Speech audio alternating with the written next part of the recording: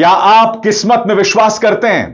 क्या आप नियति में विश्वास करते हैं? क्या आप डेस्टिनी में विश्वास करते हैं? ऐसा कैसे हो सकता है दोस्तों कि एनसीपी के दो धड़ों का विलय होने वाला था, यानी अजीत पवार, शरद पवार एक साथ आने वाले थे, एक पार्टी करने वाले थे, मगर उसके बाद अचानक अजीत पवार के विमान का हादसा हो जाता है और उनकी मौत हो जाती है। और न सिर्फ उनकी मौत होती है, उनके साथ 5 अन्य लोगों की मौत होती है। सबसे बड़ी बात, अलग अलग मीडिया रिपोर्ट्स ये लगातार कह रहे हैं कि यह विमान हादसा टाला जा सकता था। सबसे बड़ी बात, इस सवाल को संबोधित क्यों नहीं किया जा रहा, ना मीडिया द्वारा, ना सरकार द्वारा? क्योंकि इस देश का लंबा चौड़ा इतिहास रहा है। एक के बाद एक हमने अपने मुख्यमंत्रियों को, डेप्यूटी चीफ मिनिस्टर्स को, बड़े बड़े नेताओं को विमान हादसों में गंवाया है।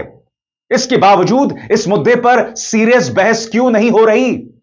दोस्तों, आपको यह कार्यक्रम आज अंत तक देखना पड़ेगा। मुद्दा सिर्फ अजीत पवार की मौत का नहीं है, उस विमान हादसे का नहीं है। मुद्दा सिर्फ नियति, किस्मत, डेस्टिनी, जो भी आप कहना चाहें, वो भी नहीं है। मुद्दा यह है कि लापरवाही के चलते बार बार हमारे राजनेताओं की मौत हो रही है।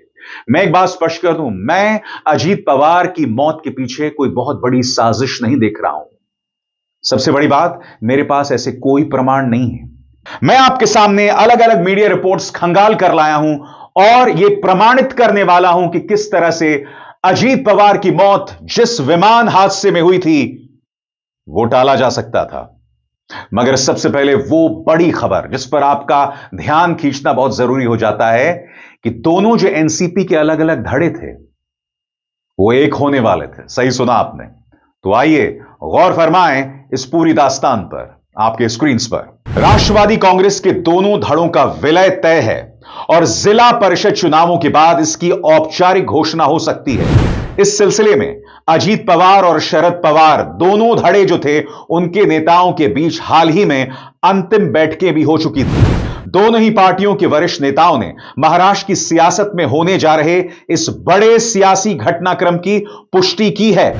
एनसीपी के अध्यक्ष और महाराष्ट्र के उप मुख्यमंत्री अजीत पवार का भले ही बुधवार को एक विमान हादसे में निधन हो गया हो, लेकिन अपनी मृत्यु से पहले वे अपनी पार्टी का, अपने चाचा शरद पवार की पार्टी के साथ विलय का रास्ता साफ कर चुके थे। इस सिलसिले में उन्होंने दिसंबर और जनवरी के महीने में शरद पवार के साथ बैठकें भी की थी, जिनमें दोनों पार्टियों के विलय का फैसला लिया गया था।